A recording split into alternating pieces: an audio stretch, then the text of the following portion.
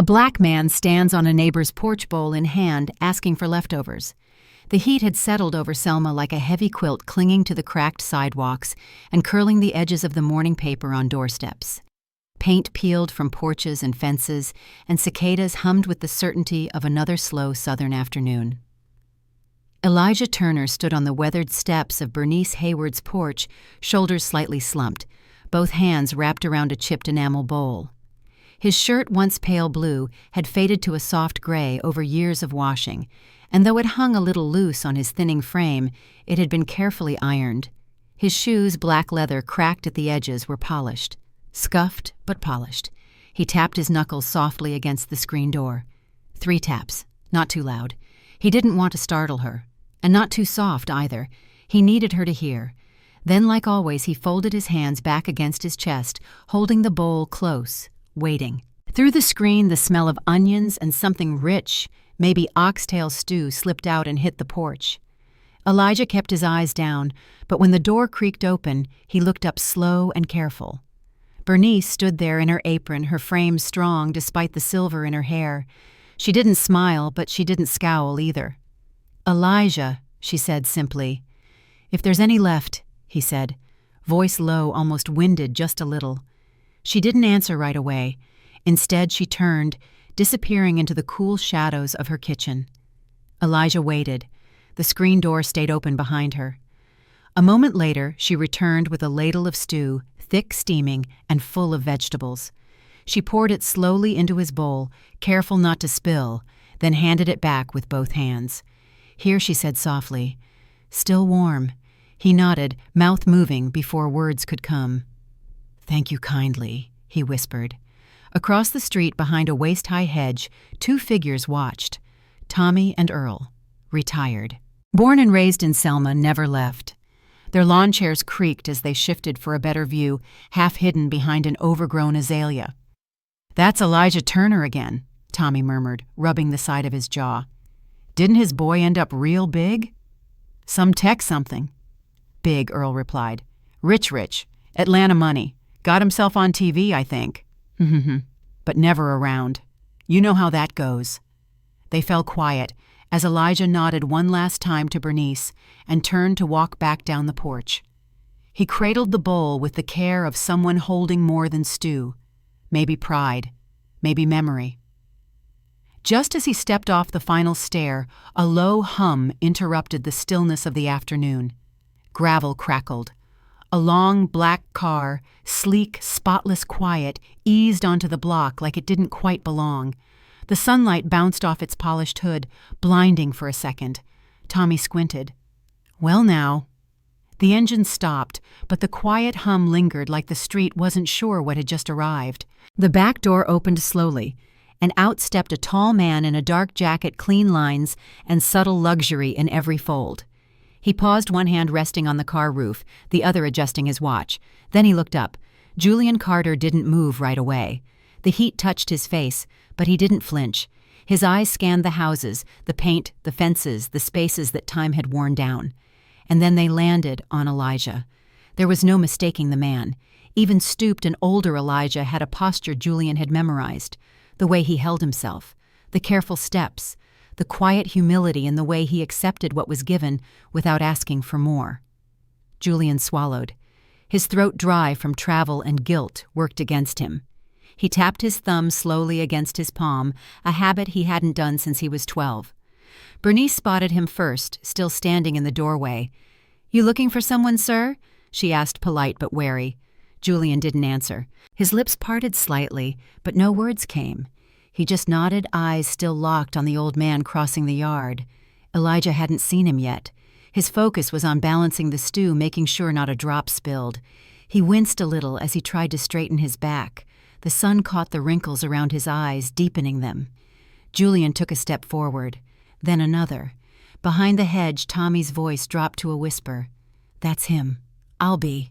"No way," Earl replied. "Way." Julian stopped at the gate, hands gripping the latch like it might dissolve. The click was soft as it opened, but it echoed in his chest like a drum. Elijah turned. He blinked at the man in the suit. His eyes narrowed slightly, not in suspicion, but confusion. He tilted the bowl to his left hand and rubbed his right on his pant leg, an old nervous habit. Julian stepped forward again carefully. The air between them tightened. "Dad," he said the word escaping like it had been trapped for years. Bernice cleared her throat gently. "Mr. Turner, you take that inside now before it gets cold." Her voice gave Elijah a moment to look away. He nodded slowly. "Yes, ma'am," he said. Then to Julian, almost smiling, but not quite, he said, "Afternoon." Behind the hedge, Earl leaned in. "If that were my father—" Tommy raised a hand. "Let them be." Julian didn't rush. He didn't reach out. He just walked beside his father toward the old house step by step, slow and even. The bowl of stew trembled slightly in Elijah's hands. Not from fear. From the weight of too many memories coming home all at once. They didn't speak again that afternoon. But when the door closed behind them and the whispers faded into the buzzing heat, something in the neighborhood shifted just a little, like the porch itself had exhaled. Inside the small living room, Elijah placed the bowl gently on the kitchen counter, like it was fine china. The table beside it was small square, the surface marred with knife marks and faint oil-stained stories etched into wood. The fan above turned with a slow whine, moving air that carried the smell of dust soap and something like cooked cabbage from another time. Julian didn't sit. He stood near the door, hands loose at his sides, shoulders unsure. His polished shoes looked out of place on the faded linoleum. So did the tailored jacket. The gold on his watch caught the light too sharp for the dimness. "I didn't know you were still here," Julian said softly. Elijah didn't answer right away. He took a spoon from the drawer, careful not to clatter it against the others, and stirred the stew like it needed permission to be eaten. "Place never moved," he said finally. "Just me getting slower." Julian's gaze swept the room. The same curtains, the same chipped coffee mug on the shelf. The crooked picture frame near the fridge, a faded snapshot of a young boy in an oversized blazer standing on a stage, grinning. Julian felt his breath catch. "You kept that," Elijah looked over his shoulder. "You earned that day, every part of it."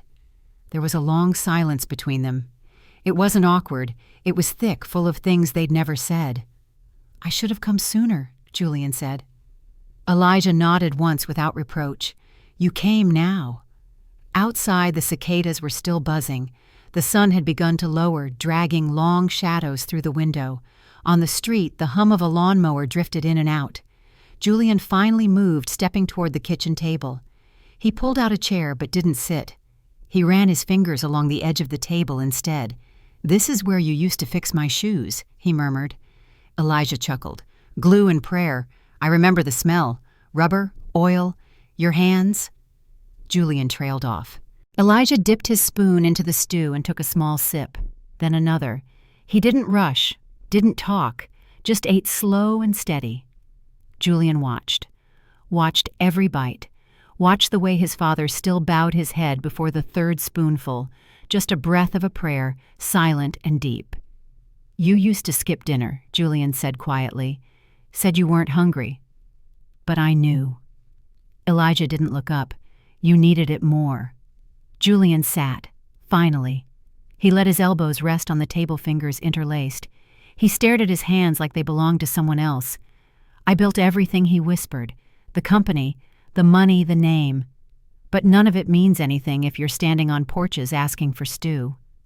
"You didn't know," Elijah said gently. "I should have asked." Elijah put the spoon down. He folded his hands like he was in church. His fingers trembled slightly, but his face remained calm. "I didn't raise you to stay small," he said. "I raised you to go." Julian looked up, "But not to leave you behind." Elijah smiled then, a soft, tired smile. "I knew what I was doing. Every piece I gave you, I gave freely." Julian stood again. He paced, one hand through his hair, the other pressed to his chest like trying to hold something in.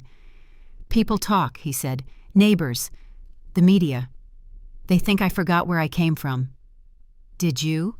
Elijah asked, voice low. Julian stopped moving. "No," he said. "Then it don't matter what they think." Julian turned back to him, eyes wet. "I saw you today, standing there with that bowl. And His voice broke. "I've never felt so ashamed." "Don't carry shame, son," Elijah said. Carry change. Julian walked back to the table and knelt beside it, one knee on the worn tile, looking up at the man who had once stitched his shirts by candlelight. "No more porches," he said, voice raw. "No more asking. You're coming with me." Elijah didn't speak, but he reached out, fingers touching Julian's cheek briefly. The touch was soft, steady, like a final confirmation that nothing more needed to be said. Outside, a breeze shifted. The porch creaked. A car door closed somewhere. The world kept turning, unaware of the moment inside the quiet kitchen. But something had shifted. Julian stood again. He reached for the bowl, then paused. "Finish," Elijah said. Julian sat back down, watching as his father took one last bite. He didn't rush. He didn't leave food behind. When he was done, he placed the spoon inside the bowl and folded his hands again. "Let me get my hat," he said. Julian nodded. "I'll wait." And he did. Julian followed Elijah through the narrow hallway, the old wooden floor beneath them creaking like it remembered every step they'd ever taken. The house smelled the same, like laundry soap, faint spices, and a kind of quiet dignity that didn't cling to furniture but to the air itself. The light filtering in through the small windows was golden now, late afternoon soft. It lit up dust motes floating lazily in the silence. In the kitchen, the table still sat in the same place, the same table that once held math books and late-night sewing kits. The same table Julian used to hide under during storms, pretending he was in a ship while Elijah mended hems with thread too thin for the needle. Julian reached out and ran his hand along its edge. The scars were still there, the long gash from a slipped knife, the ring from a hot kettle, a small star-shaped dent he'd made once when he dropped a heavy book. "Still the same," he said quietly. Elijah nodded, didn't see the point in replacing things that still worked. Julian pulled out the same chair he once sat in as a boy. It creaked under him now, protesting the years and weight of time. "You used to sit right there," Elijah said, motioning with a nod, feet too short to touch the floor, chin just above the table edge. Julian smiled at the memory. "You'd slide a pillow under me, then fuss when I spilled milk on it. You spilled everything." Elijah replied, a dry chuckle escaping. "Milk soup secrets." They both laughed, but only briefly. The kind of laugh that gets swallowed by something heavier before it can stretch. Julian looked around. The fan overhead turned slower now, clicking slightly with each rotation. The curtains were still hand-stitched, their edges frayed. The wallpaper curled at the corners. But it wasn't sad. It was familiar. He stood again, drifting toward the old bookshelf in the corner. His eyes scanned the worn spines, an old Bible, 2 gardening manuals, a copy of To Kill a Mockingbird with pages curled from use. He reached for a thin, leather-bound book tucked in the corner. "You still have this?" he asked. Elijah glanced over. "Your mother's journal. Couldn't bring myself to box it up." Julian held it reverently, brushing a finger across the gold-etched initials on the cover. He didn't open it, just held it like something living. "She would have been proud of you," Elijah said softly. Julian shook his head. "She'd be proud of you. You held this house together when everything tried to pull it apart." There was a pause. Then Elijah said, "You remember that winter we didn't have heat?" Julian looked up, eyes narrowing in thought. "You wrapped the windows with plastic and old quilts. And I kept the oven open during the night," Elijah added. "We slept in coats." Julian smiled again, but it didn't reach his eyes. "I used to think that was normal. Only later did I realize how hard that must have been. You never knew, and that's how I wanted it." Julian walked back to the table and sat down. "I knew more than you think. I heard things, saw things. I remember one night you didn't eat dinner, said you weren't hungry, but I saw you drinking tap water with crackers. Like that was enough." Elijah looked down, hands resting on the table now. "It was." "You sold your watch to pay for my senior trip," Julian said. "I found the receipt. I didn't need that watch. You kept giving, and I kept taking." Elijah met his gaze firm now. "You were supposed to take. That was the point." Julian exhaled, eyes glistening. "But I didn't come back. I got lost in boardrooms and meetings. I said next month, and then it was 10 years. You made something out of nothing, son. I wanted that." Julian's fists clenched. "Not like this. Not with you scraping together stew on someone else's porch while I give keynote speeches and sign contracts." There was silence again, heavier now. thick. From outside, the distant sound of children playing floated in a soft contrast to the weight in the room. Elijah reached across the table, fingers rough nails short. He placed his hand over Julian's. It wasn't dramatic, just warm, steady. "You came home," Elijah said. "You saw. That matters." Julian let the touch settle his other hand covering his father's now. He spoke again, voice trembling. "I thought I buried it. The guilt, the memories. But when I saw you holding that bowl," his voice broke. "I didn't feel like a man," he whispered. "I felt like a boy again, one who watched his father fade a little more each year." Elijah squeezed his hand. "You still see me. That's more than most sons do." Julian nodded, wiping at his eyes quickly. Do they help?" he asked. Elijah leaned back slightly. "They don't hurt. That's enough." Julian looked down. "They talk. They always did. I heard them. I heard them say I only come around when there's press, that I let you go hungry." "And what do you say to that?" Julian looked him in the eye. "They're right. I did." Elijah didn't flinch. "But you're here now." The words hung in the air, simple and immovable. Julian stood, slowly walked over to the sink, filled a glass of water from the tap. He drank half, then stared out the window. "You ever resent me?" he asked. "No, not even once. Not once." "Why?" Elijah smiled. "Because loving you was never a debt to be paid back. It was the best job I ever had." Julian turned, leaning against the sink. The light caught his face now, softening the sharp lines, the well-worn tension of success. "Let me take care of you now," he said. "Let me give you the things you gave up for me." Elijah's voice was even. "You sure that's what I want?" Julian stepped closer. "No, but I'm sure it's what I need." The fan overhead clicked. Outside, the cicadas began their evening chorus. Elijah stood slowly. He walked over, picked up the bowl from earlier, carried it to the sink, and rinsed it out. "I'll pack a few things," he said. Julian smiled faintly. "Don't need much. Just you." Elijah chuckled. "You still talk too much." Julian laughed.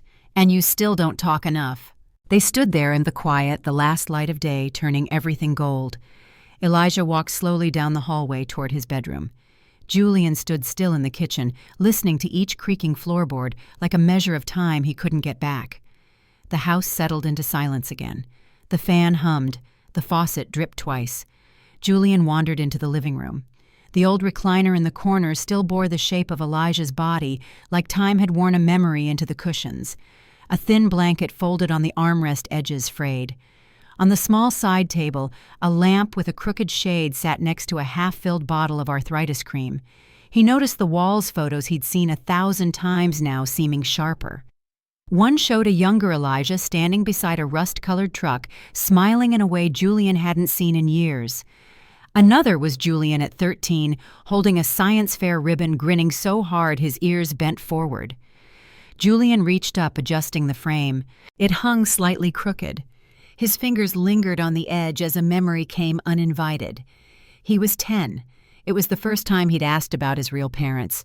He remembered the way Elijah paused, set down his coffee, and said, "I might not have brought you into this world, but I'll carry you through it."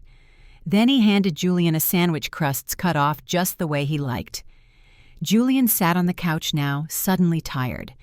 From down the hall came the sound of a drawer opening, then shutting, then the clink of a belt buckle. Then silence again. Elijah wasn't packing much. He didn't have much.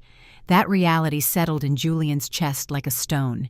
He stared at the fan overhead and let the room wrap around him. The door frame creaked. Elijah stood with a small duffel bag in one hand and his old coat folded over the other arm. That all Julian asked standing. "That's all worth bringing," Elijah said. Julian took the coat gently. "You used to wrap this around me when the heat went out." "I remember.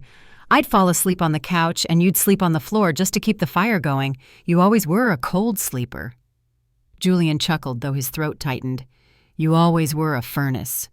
They moved toward the door. Julian opened it slowly, letting the early evening air brush against them. The street was quieter now. A porch light blinked on across the road. Somewhere someone was barbecuing, the scent of charcoal and meat drifting faintly through the air. Tommy and Earl were gone. Only 2 empty chairs remained behind the hedge. Julian helped Elijah down the steps, one hand gently at his back. As they reached the bottom, Elijah paused. "I left something," he said, and turned around. Julian followed him back inside. Elijah walked over to the kitchen and opened a cabinet above the sink. He reached up, pulled down a small wooden box, plain square, with a metal latch. He placed it on the table, opened it. Inside were folded letters, worn photographs, a few coins, a faded ribbon, and a pocket watch with no chain. "This was your grandfather's," Elijah said, handing Julian the watch. Julian took it like it might break. "I thought you sold it. Kept it tucked away. Some things ain't meant to be traded." Julian turned it over. The back was engraved, "Stand tall, even when you're tired." He swallowed hard.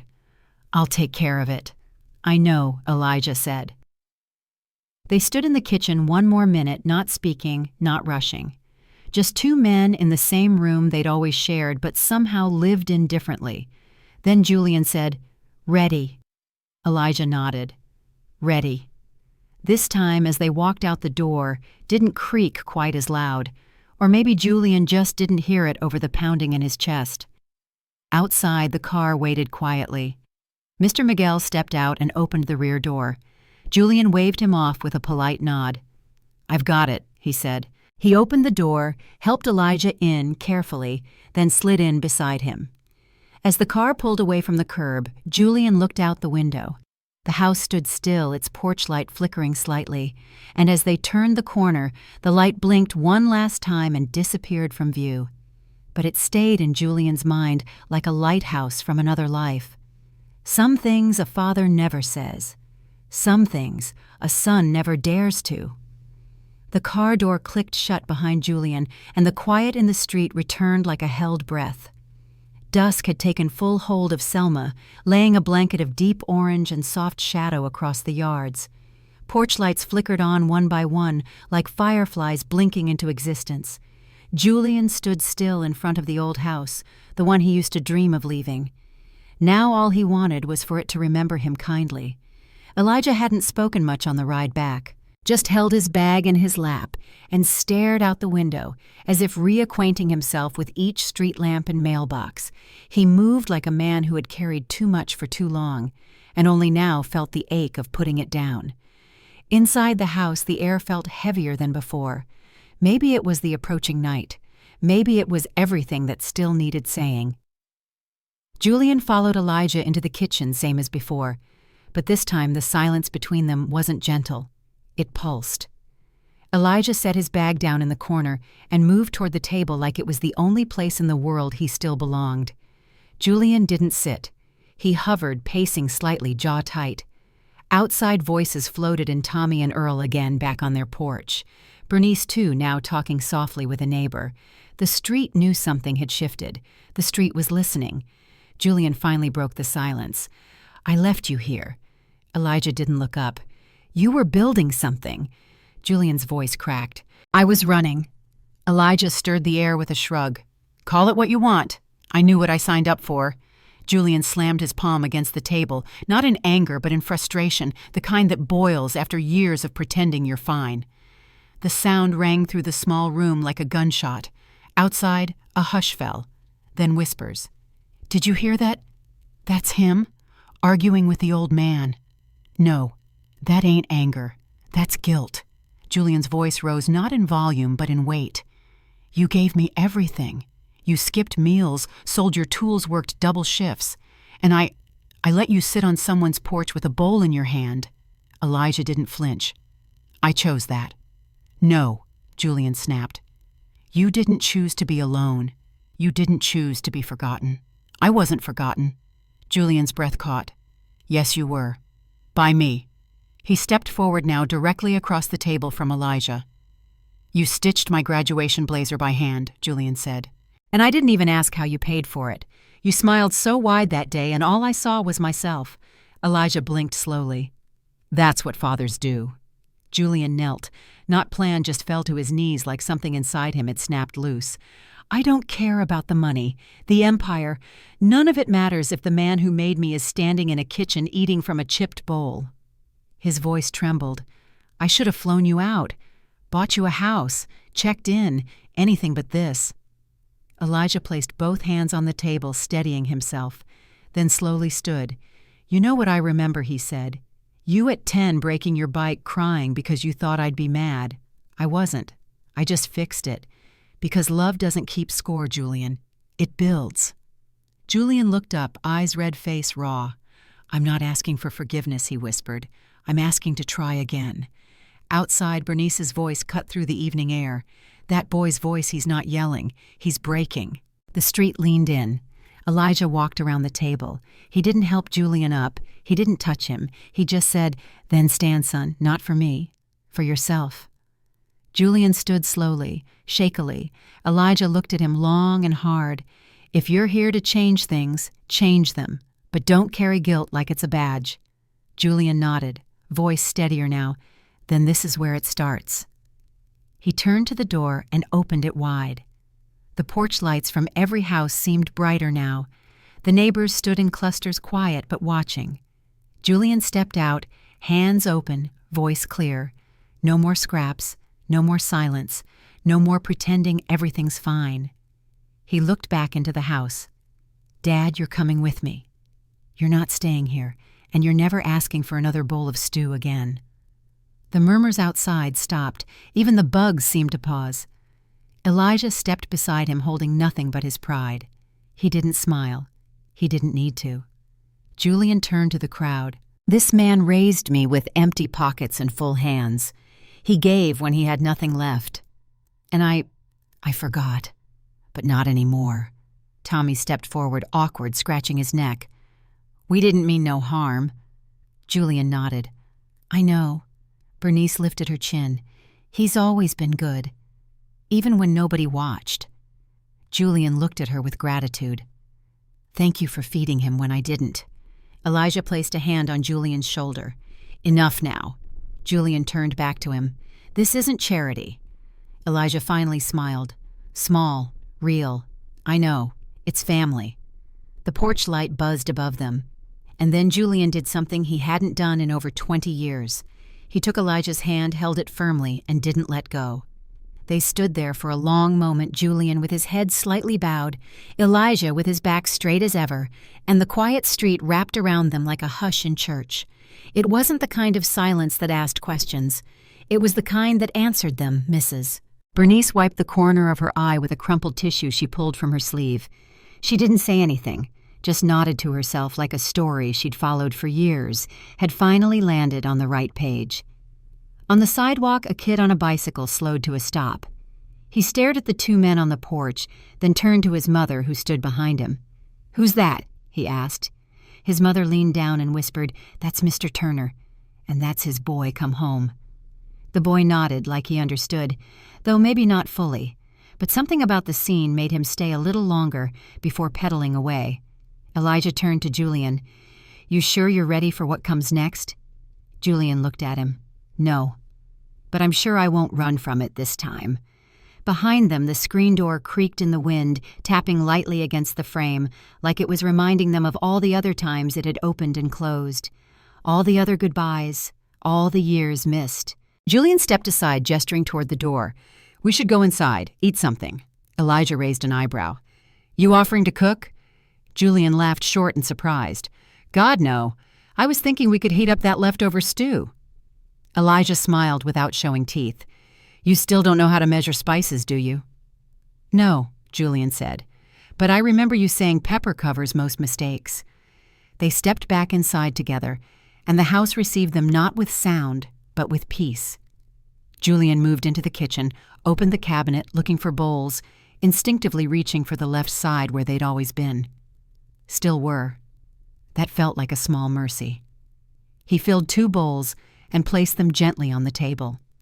Elijah sat slowly, stretching his legs out and leaning back the way he always had. Julian didn't speak as they ate. There were no apologies left to give, no speeches left to deliver. Only a man eating beside the man who had once gone without, and neither of them asking for anything more than presence. Halfway through, Julian looked up. When I was little, I used to pray for a rich dad. Elijah raised an eyebrow but didn't interrupt. Julian continued. But what I didn't know then, and what I know now, is that I had one all along. Elijah didn't respond with words, just reached over, placed his hand palm up on the table. Julian covered it with his own. And somewhere outside, the last gossip faded into something gentler, not admiration, not pity, just quiet respect. The city looked different through the window of the back seat. Elijah leaned slightly forward as the skyline of Atlanta came into view, his calloused hands resting gently on his knees. Tall buildings shimmered in the late sun, their glass panels catching golden light like coins tossed into the sky. The traffic moved like molasses, but even that seemed new to him. Julian, sitting beside him, glanced up from his phone every few minutes. Not to check a text, but to make sure his father was still breathing all this in. Elijah didn't speak until they were nearly past the Georgia state capitol. "Big place," he murmured. Julian chuckled. "You've been here before, not like this." The car slipped past streets named after civil rights leaders, past murals that painted the city's wounds and hopes. Elijah watched them like they were parts of a sermon he hadn't heard before. When they reached the gated entrance to Julian's estate, the security detail nodded respectfully, already briefed. The gate swung open without a word, and the long tree-lined driveway welcomed them like a whisper. The house came into view, white stone-wide steps, glass tall enough to reflect the clouds. Not a mansion that shouted wealth, but one that carried it like a tailored suit. Elijah whistled low. "That your house or the city courthouse?" Julian smiled. "Just home." "Don't smell like home yet," Elijah said, stepping out slowly. Inside, the marble floors reflected everything. Light, footsteps, expectations. Julian led him through the foyer, past art Elijah didn't recognize, and chandeliers that looked like something from the Fox Theater. A staff member approached, young, crisp, polite.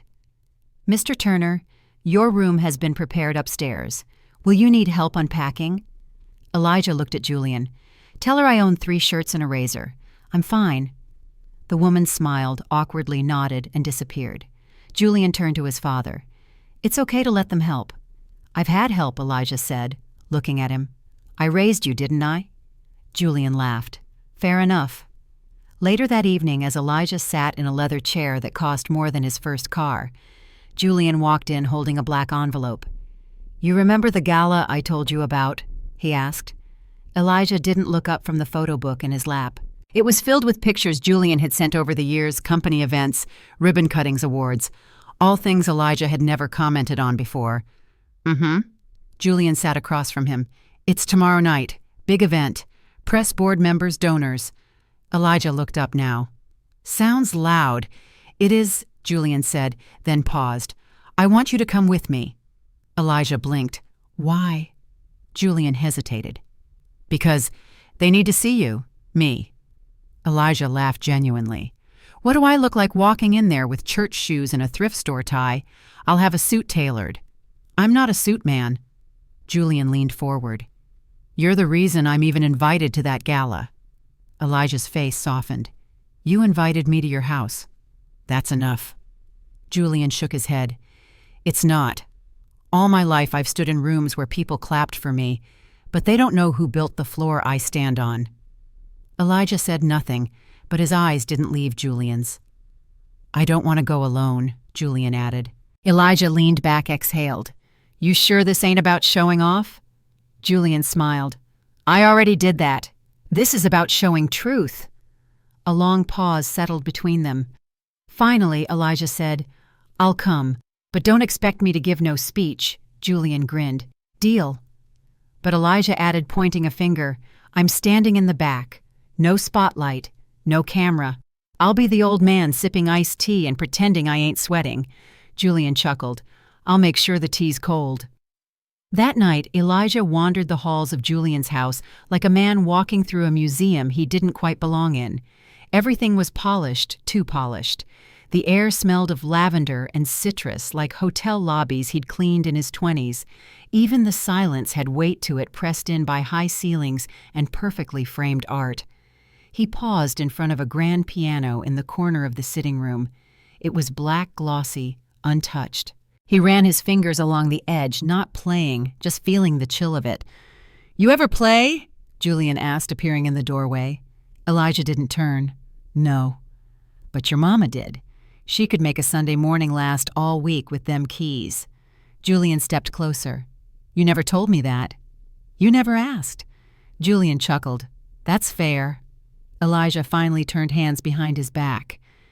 "You got a house big enough for echoes, but you still walk like you're afraid to wake someone." Julian looked around. "Guess I never stopped feeling like a guest. That's 'cause a house ain't a home until somebody breaks a glass and don't apologize for it." They sat down in the living room, Julian on the edge of a suede sofa, Elijah in a leather armchair that swallowed him like a wave. A fire crackled behind glass.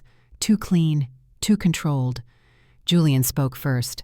"I had this idea back when I first bought this place, that one day I'd bring you here, show you everything, let you see I'd made it." "You made it all right," Elijah said, eyes on the flames. "But I already knew that. Didn't need chandeliers to prove it." Julian smiled, but it faded quickly. "I spent a long time thinking success was a door I had to close behind me, that looking back would slow me down. And now," Julian glanced at his father, "now I think I left the most important person on the other side of it."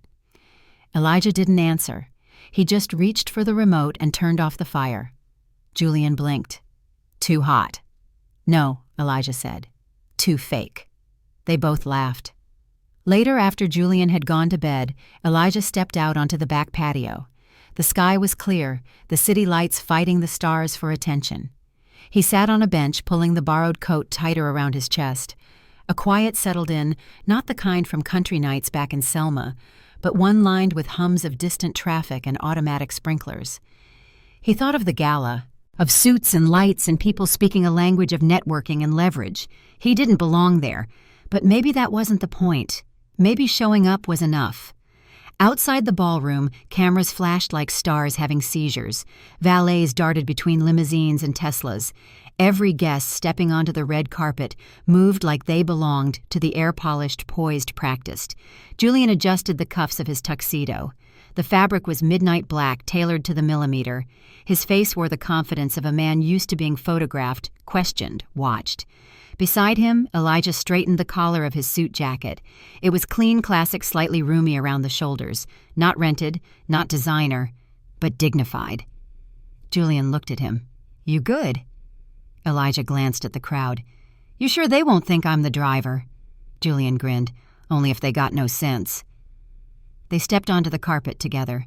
The cameras clicked, but when they noticed Elijah, a few lenses lingered. "Mr. Turner," someone called. "Over here." Julian paused for a photo. Elijah stayed one step behind, as promised. Inside the ballroom glowed gold. Chandeliers poured warm light over ivory tablecloths and polished silverware. A jazz quartet played in the corner notes, floating like perfume. Guests turned to greet Julian with handshakes, nods, compliments. They looked at Elijah with curiosity, like trying to place a face they hadn't studied. Julian didn't introduce him yet. Elijah didn't mind. He didn't come for the spotlight. He moved through the room like furniture, quiet, unassuming, present. At their table, Julian pulled out a chair for Elijah first. Some noticed, some whispered. He brought an older gentleman. His uncle, maybe. Looks like someone from back home. Strange choice for a night like this. But Julian said nothing. The evening unfolded with elegance. Dancers swayed. Speeches were made. Waiters glided between tables with trays of sea bass and roasted lamb. Elijah touched nothing at first. Julian leaned over. "Not hungry, I'm still trying to figure out if the fish is looking at me," Elijah whispered. Julian laughed softly. "It's just fancy food. Same stuff. Less seasoning." Elijah finally picked up a fork. "Now that's a shame." As dessert plates cleared, the lights dimmed slightly.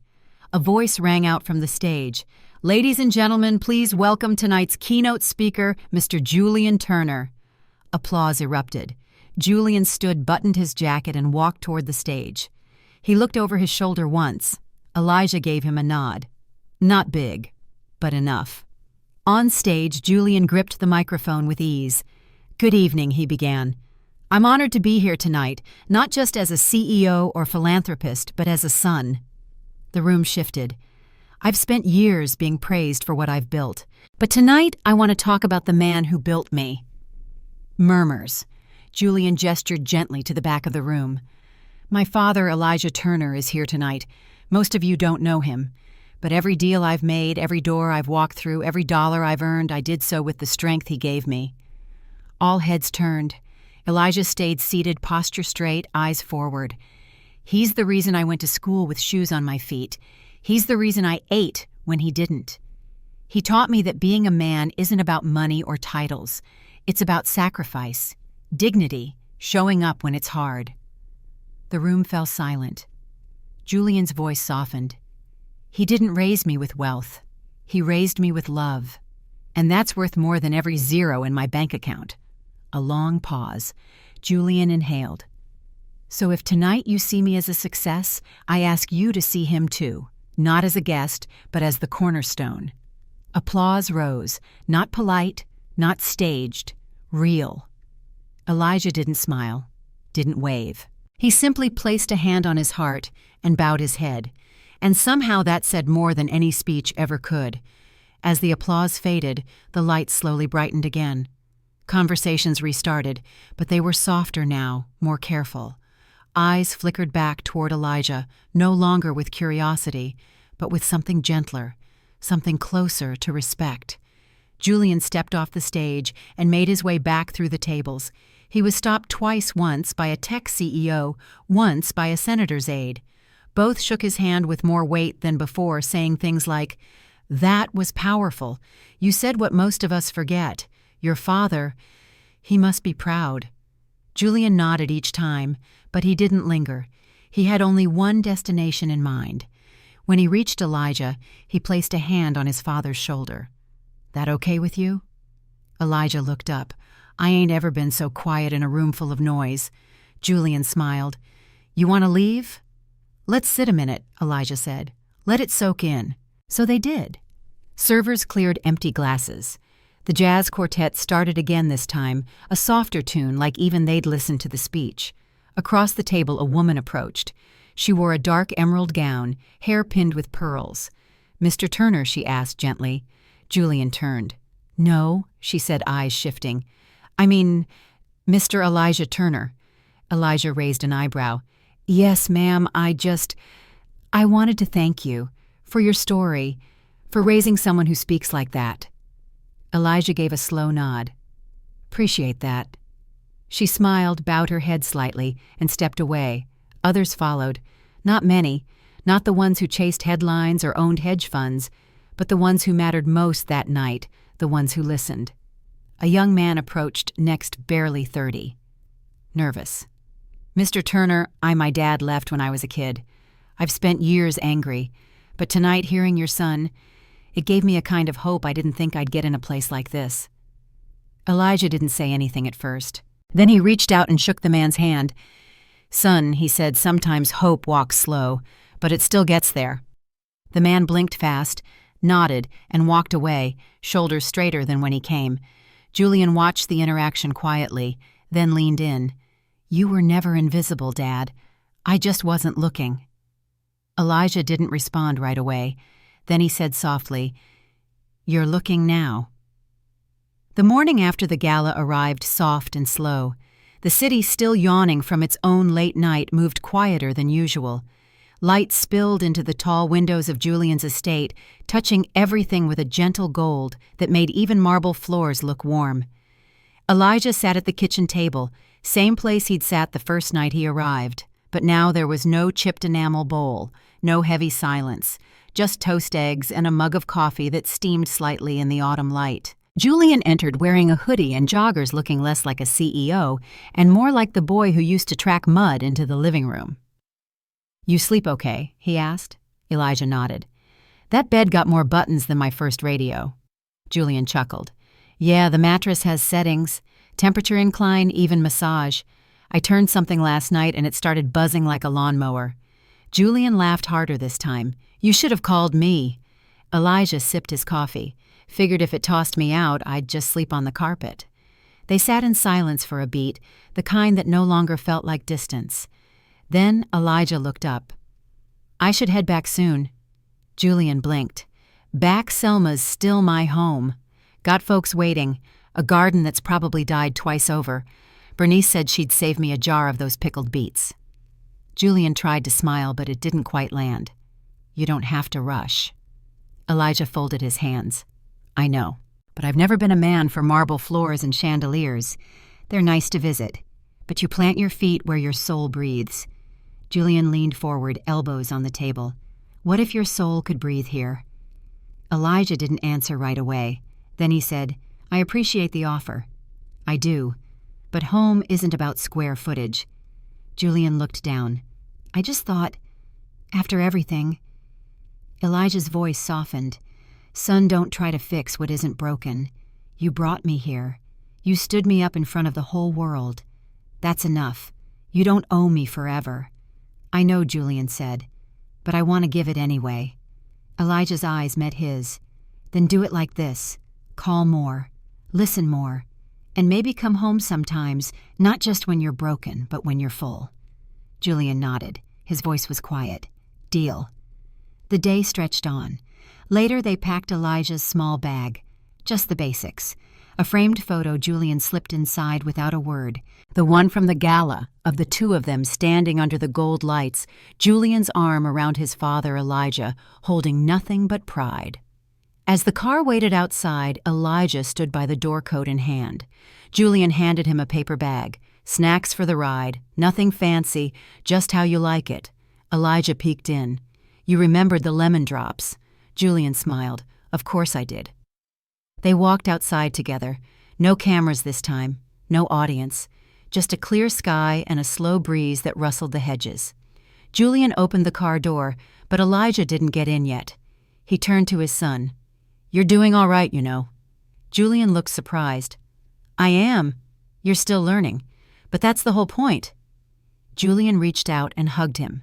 Not like a billionaire hugging an old man, but like a son clinging to the roots that still held him steady.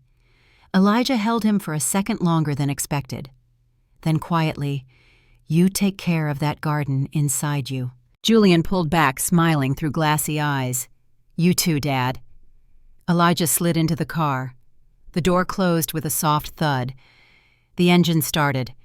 Julian stood on the curb, one hand raised the other in his pocket. The car didn't drive off immediately. It idled for a moment like time had stretched just enough for one more glance. Elijah looked out the window. They locked eyes one last time. No wave, just understanding. That evening, back in Selma, the sun dropped behind rooftops with familiar ease. The houses cast long shadows over porches and fences. Elijah stepped out onto his own front steps slower now, but with no less dignity. He sat in his creaky wooden chair, placed the bag of lemon drops on the table beside him and leaned back. No words, just the sound of wind in the trees, a distant dog barking, and the memory of a son who had come home and left different. And as dusk folded into night, Elijah reached into his coat pocket, pulled out the photo from the gala, and placed it gently beside his cup. He didn't look at it long. He didn't need to. He closed his eyes and listened. The evening settled around Elijah like an old quilt. Familiar sounds returned: the creak of the neighbor's screen door, the low hum of cicadas, a train whistle far enough away to sound like memory. The porch light buzzed faintly overhead, casting soft shadows on the wood planks. He picked up the lemon drops and unwrapped one slowly, letting it rest on his tongue as he rocked gently in his chair. The sugar hit first sharp and sweet, but it was the sour that followed that made him smile. Life's funny like that, he murmured to himself. Across the street, Bernice peeked through her curtain. Not spying, not really, just checking that the old rhythm of the neighborhood had returned. And when she saw Elijah in his chair, right where he belonged, she whispered to no one in particular, "There he is." Back in Atlanta at that same hour, Julian stood barefoot in the garden behind his house. The shoes were off the tie, long gone. He had his sleeves rolled up, a trowel in one hand and a pack of seeds in the other. He knelt beside a small square of fresh soil he'd ordered delivered that morning. Rich, dark, hopeful. He dug a shallow line, poured seeds in like promises, and covered them gently. Then sat back on his heels, palms in the dirt. The moonlight caught on the edge of the photo, tucked into his hoodie pocket. He didn't pull it out, just let it stay close to his chest. Somewhere between Atlanta and Selma, the road stretched long and quiet. But for the first time in years, it didn't feel like a distance. It felt like a bridge. In a world obsessed with headlines, hustle, and the hollow race, for more, this story reminds us of something deeper. Wealth means nothing without love, and success means little if it forgets where it came from. Julian's journey back to his father wasn't just about guilt or redemption. It was about realigning with values that can't be bought. Gratitude, humility, and the courage to say, "I see you. I remember." Elijah, like so many unsung elders in the Black community, didn't raise his voice to demand recognition. He simply lived with quiet dignity, letting his life speak louder than any podium ever could. And in doing so, he taught us that sacrifice doesn't need an audience to be sacred. We often look for heroes in capes or boardrooms, but the real ones are sitting on porches, sewing torn seams and praying over empty plates so their children can dream without hunger. Within the Black community, these stories of silent strength have long been the foundation of resilience passed down not through speeches, but through acts of love. And for those who carry success on their shoulders, this story offers a challenge. Don't just climb, reach back. Because in the Black community, progress isn't just personal, it's collective. When one rises, we all rise, but only if we remember who held the ladder. So the next time you pass someone quiet, older, worn by years, look closer. They might be the reason someone else is standing tall.